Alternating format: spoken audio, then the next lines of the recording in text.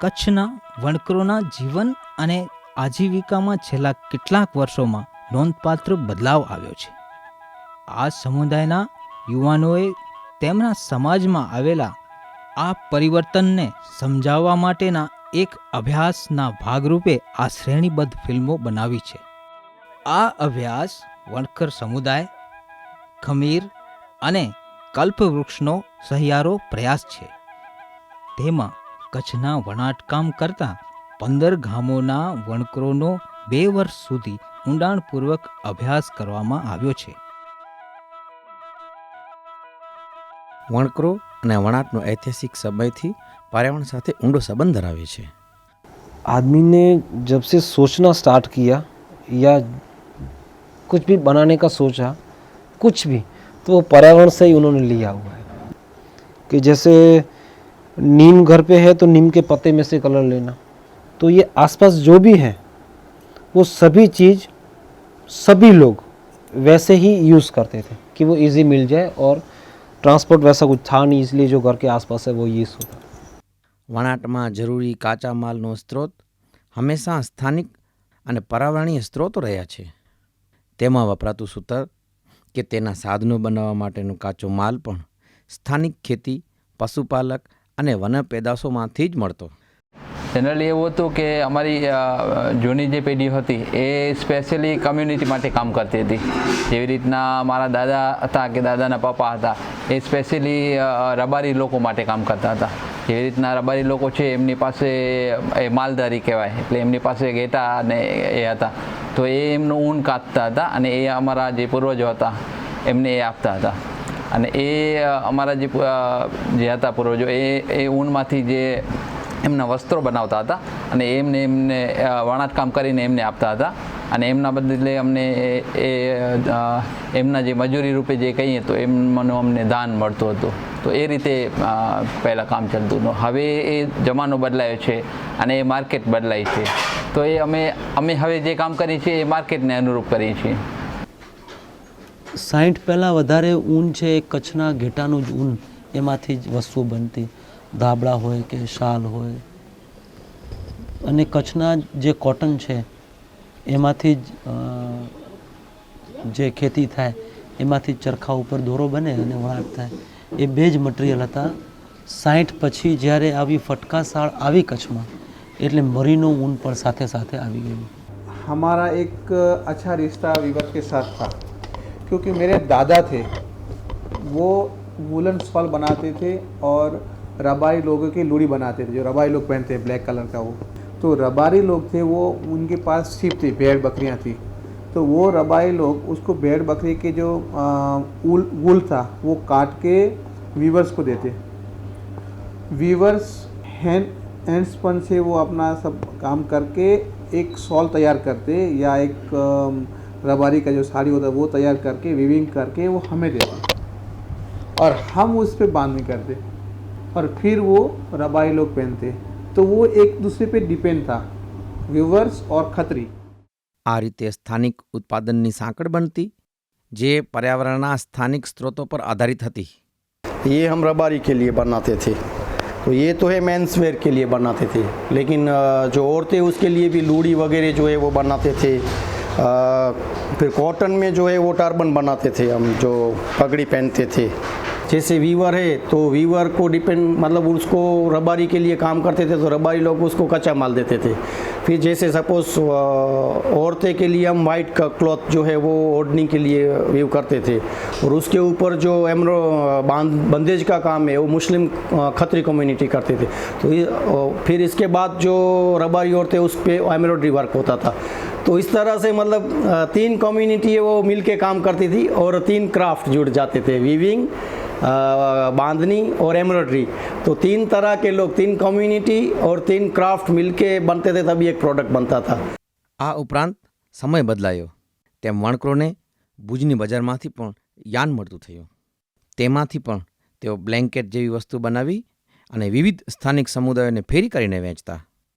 આમ યાનના સ્ત્રોત બદલાતા પણ તૈયાર માલનું વેચાણ તો સ્થાનિક જ હતું. અત્યારના સમયમાં આ સ્થાનિક સંબંધોમાં આમૂલ પરિવર્તન આવ્યું છે.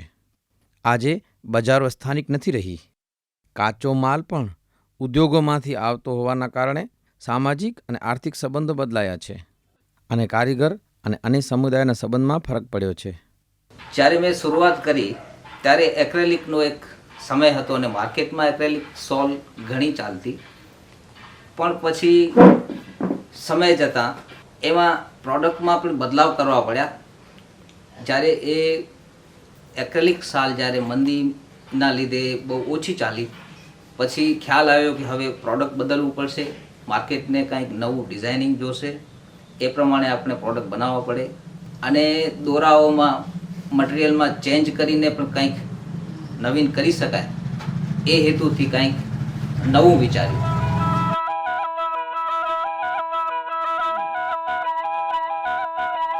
એક્રેલિક અને મરીનો યાન લુધિયાણાથી આવે છે અને વણકરો વણાટમાં વાપરે છે.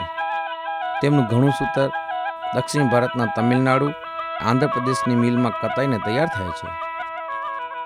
पर अभी जैसे कि नई टेक्निक जैसे टसर सिल्क आ रहा है, मलबारी, कटिया सिल्क, जो भी आ जो आ रहा है यान, वो पहले हमको ढूंढना पड़ता है वो कहाँ से मिलेगा, कैसा है.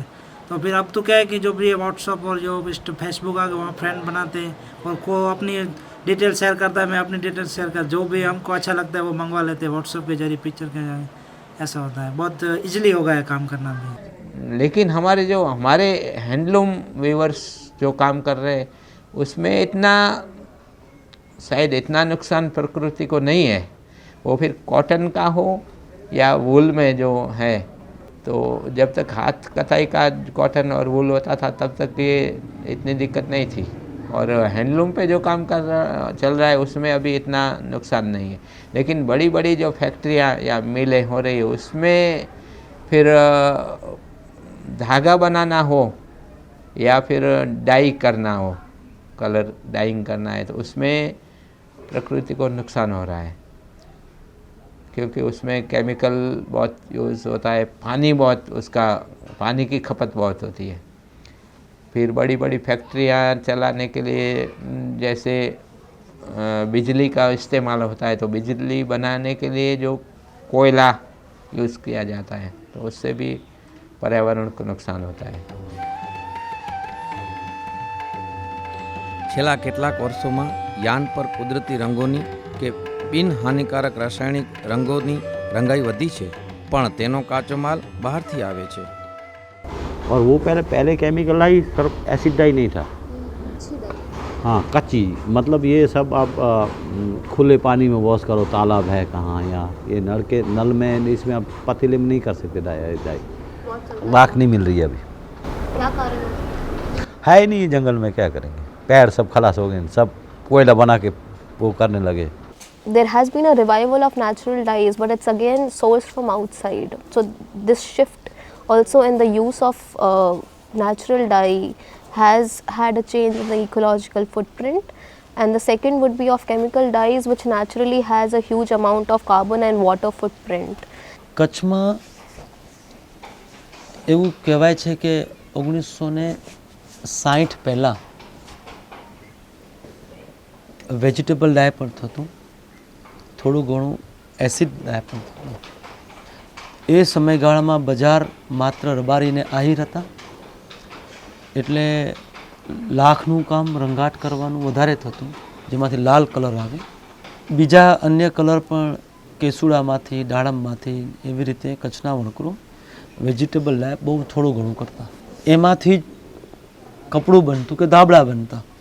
અને એમાં જે અમે કાંજી માટે પણ પદાર્થ વાપરતા, અહીંયાની જે જંગલી ડુંગળી જેવું કહીએ એ જ વપરાતું.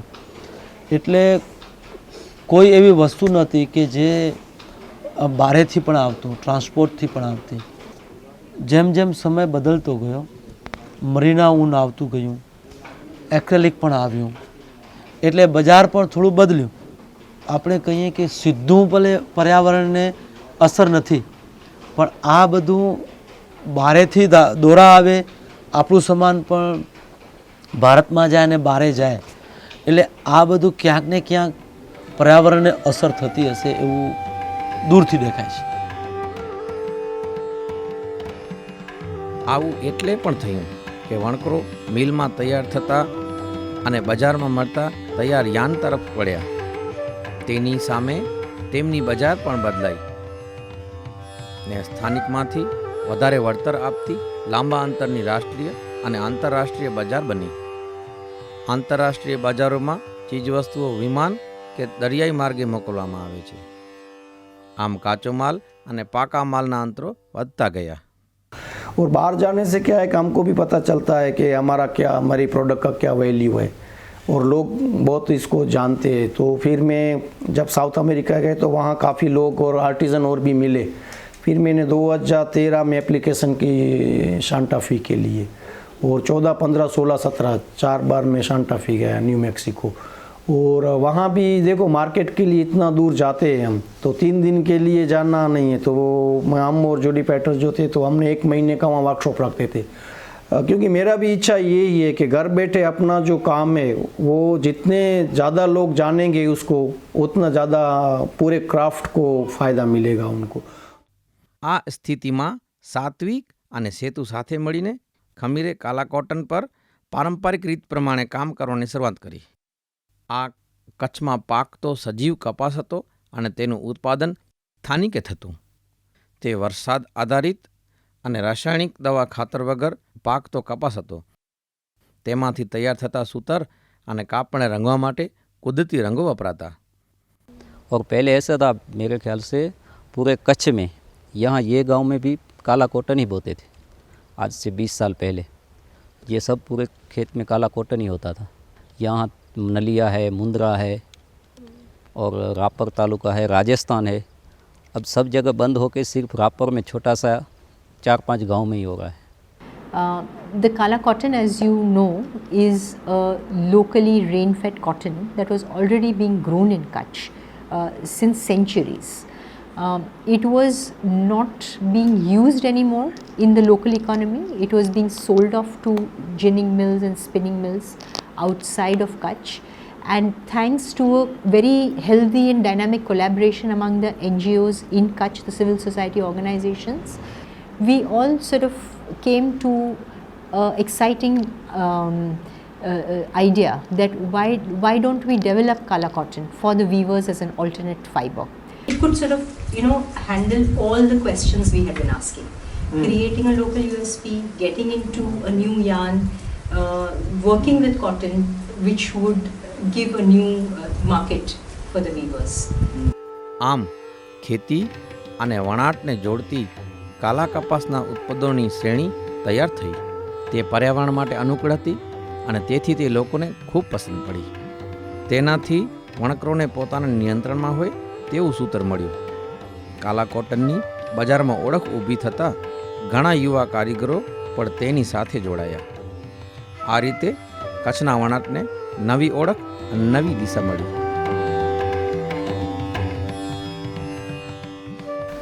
सपोज जैसे हमने कॉटन मंगवाया तो कॉटन या तो साउथ से आता है या तो अहमदाबाद से आता है. तो अहमदाबाद से सामान आया, वीव हुआ कच्छ में, फिर कच्छ जुड़ा, फिर कच्छ के बाहर निकल गया, तो मतलब वो टूट जाता है. लेकिन काला कॉटन की एक खास खासियत वही है और हमको भी अच्छा यही लगता है कि वो मतलब बीज, जो बीज कहते हैं ना, वहाँ से शुरू होकर पूरा कपड़ा कच्छ में ही बनता है. कहीं उसका जो लिंक है जर्नी टूटती नहीं है. और उसमें फ़ायदा ये है कि उसमें काम जो है वो औरतों को भी मिलता है, खेडूत जो है उसको भी रोजगारी मिलती है, और जो कारीगर वीव करते हैं वो कारीगर को भी काम मिलता है. કપાસમાં સજીવ ખેતી એટલે કે ઓર્ગેનિક ફાર્મિંગ થાય એના માટે ખૂબ મોટા પાયે પ્રયત્નો ચાલી રહ્યા હતા. અમને એવું લાગતું હતું કે એન્વાયરમેન્ટલી આનાથી વધારે સ્ટ્રોંગ કાંઈ હોઈ ન શકે. એક તો આ એક પાક એવો હતો કે જે ચોમાસામાં પૂરો વરસાદ થઈ જાય પછી ખેડૂતો વાવે, જેને આપણે કહીએ ને કે residue moisture, soil residue moisture ઉપર ગ્રો થઈ જાય. પણ અમે જ્યારે તપાસ કરી, કેમ કે અંતે તો આને કોઈ ખરીદનાર જોઈએ, ખેડૂત તો પકવતા હતા, ખરીદે કોણ? અને વધારે ને વધારે બજારમાં આ પ્રકારની પ્રોડક્ટ એક મળે કે જેથી કરીને બાયર બીજા કપાસની સાપેક્ષે આ કપાસની પ્રોડક્ટો લેવાનું એક એની પાસે ઓપ્શન ઊભું થાય, તો જ મારા ખ્યાલથી વધુ ખેડૂત આ પ્રક્રિયામાં જોડાશે અને એક જેને કહેવાય કે એનું બેનિફિટ આપણે કહીએ ને કે જે કંઈ પણ માર્કેટ છે એનું અંતે પ્લાઉબેક થવું જોઈએ ખેડૂત સુધી, વણકર સુધી, તો એ સંજોગોમાં થઈ શકશે.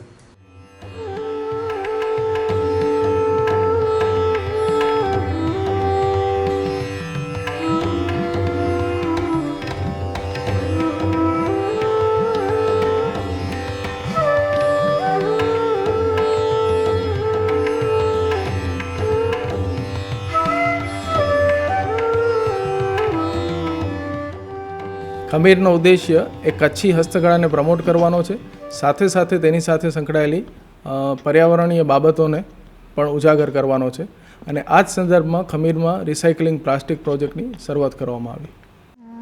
रिसाइकल प्लास्टिक वीविंग का काम हम अच्छे लगभग 8 साल पहले शुरू किया है। प्लास्टिक वीविंग करना चाहिए क्योंकि उससे ये जो आसपास जो फैलती है प्लास्टिक बहुत फ़र्क आ सकता है। ये जो प्लास्टिक जहाँ तहाँ फैल रही है, गाय खा रही है, तो वो अच्छा ही है ना, उससे सब फायदा होगा। तो हमारा हम भी वही सोचते हैं कि ये बहुत जगह हो ऐसा, हमारे कच्छ में नहीं गुजरात में पूरे जहाँ जहाँ भी बहुत सारा पॉलीथीन जो प्रदूषण फैला रहा है वो हर जगह पे ये काम होना चाहिए। અભ્યાસ દરમિયાન પણ અમને વણાટકામ અને પર્યાવરણ વચ્ચેનો સંબંધ જાણવાની ઈચ્છા હતી, પણ અમને મિશ્ર ચિત્ર જાણવા મળ્યું। બીટી કપાસ એ કચ્છમાં મોટા પાયે વવાય છે, તેની સામે કાલા કપાસનું વાવેતર પર્યાવરણ માટે અનુકૂળ છે, તેનાથી પર્યાવરણને બીટી કપાસની સરખામણીએ ઓછી હાનિ થાય છે, પણ તેનું વેચાણ વધારે દૂરના વિસ્તારોમાં થાય છે। આવા એક બે મુદ્દાને બાદ કરતાં સમગ્ર રીતે હાથ વણાટથી તૈયાર થતું કાપડ એ મશીનથી તૈયાર થતા કાપડ કરતાં વધારે ટકાઉ છે।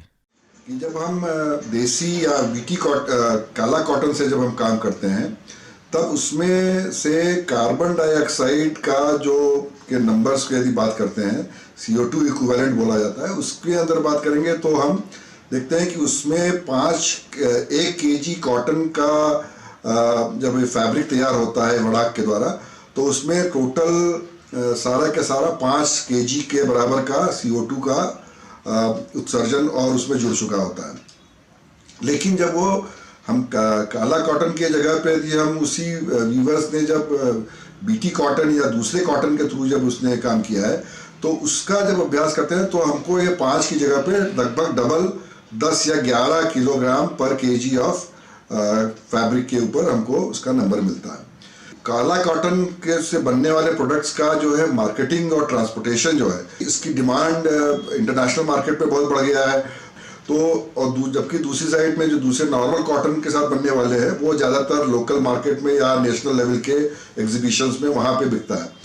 इसी तरह से जब हम पानी का वपराश का देखते हैं, पानी के उपयोग का देखते हैं, जिसमें हम पानी के भी कई उपयोग हैं, जिसमें कि ब्लू वाटर हम बोलते हैं, जिसमें कि जो ग्राउंड वाटर से जो स्टोर्ड वाटर है उसका जब उपयोग करते हैं तो ऐसे पानी का उपयोग का जब हमने देखा तो ये निकल के आया कि 1 kg यदि कपड़ा बनता है काला कॉटन से तो उसमें सिर्फ 180 लीटर का पानी का उपयोग होता है पूरा प्रोसेस में जोड़ें।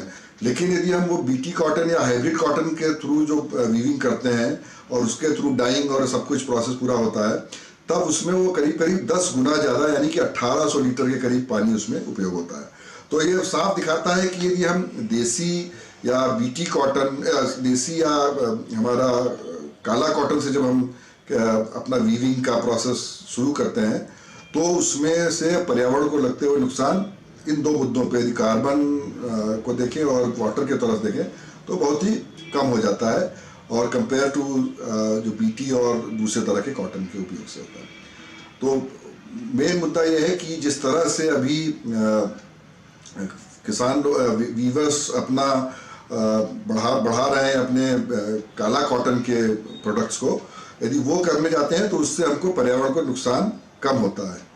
ये इस चीज़ का हमारा स्टडी से थोड़ा सा ध्यान से निकल के आता है। बीटी कपास में क्या होता है, वो जो रासायनिक दवाएं हैं उसका यूज़ होता है। काला कॉटन में वो ऐसा है कि उसमें कुछ यूज़ ही नहीं होता है, वो 1-2 बार बारिश हो गया और वो काला कॉटन हो जाता है। उसमें कुछ दवाई का छंटकाव ऐसा कुछ करना ही, रासायनिक कुछ दवाई होती ही नहीं। और हमारा जो नेचुरल कॉटन जिसको बोलते हैं जो सबसे पहले वो हमारा यही था काला कॉटन। तो काला कॉटन में जैसे खेड़ूत है वो कच्छ का ही है, वो भी बोता है और वही मतलब जब काला निकलता है तो ट्रेडिशनली वही बीज है वही रख देते हैं। फिर जब अगली साल जब उसकी बोई करने की आई तो तब वही भी मतलब करेगा तो वो कंटिन्यू उसकी जो क्वालिटी बोलते हैं ना वो चेंज नहीं होता है। जैसे बीटी कपास में तो वो चेंज रहता है, लेबोरेटरी में जाके कहीं ना उसमें मिलावट हो जाती है, बीज में ही मिलावट हो जाती है, लेकिन काला कॉटन में ऐसा नहीं है और पहनने में भी कंफर्टेबल है काला कॉटन है वो, क्योंकि जिस चीज़ में वो मिलावट वगैरह नहीं, जो प्योर चीज़ है वो तो प्योर ही रहेगी ना, अच्छा ही लगेगा सबको।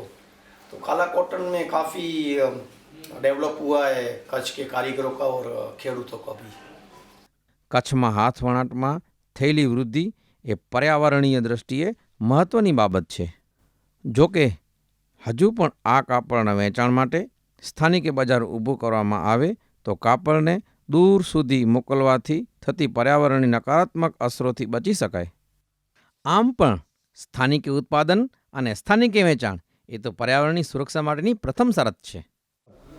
जब प्योर फैब्रिक है, फाइबर है, प्योर फाइबर में जब काम करते हैं तो उसमें नेचुरल डाई करते हैं, तो ये सारा नेचुरल डाइस जो है वो हम यहीं पे करते हैं। और ज़्यादातर जो लोकल यूज़ होते हैं जैसे केसूड़ा है तो केसूड़ा का उपयोग कर, केसूड़ा कच्छ में बहुत सारा मिल जाता है, तो ये जो है रंग वो केसूड़े से आया है, तो नेचुरल डाई फैब्रिक के लिए नेचुरल डाई यूज़ करते हैं।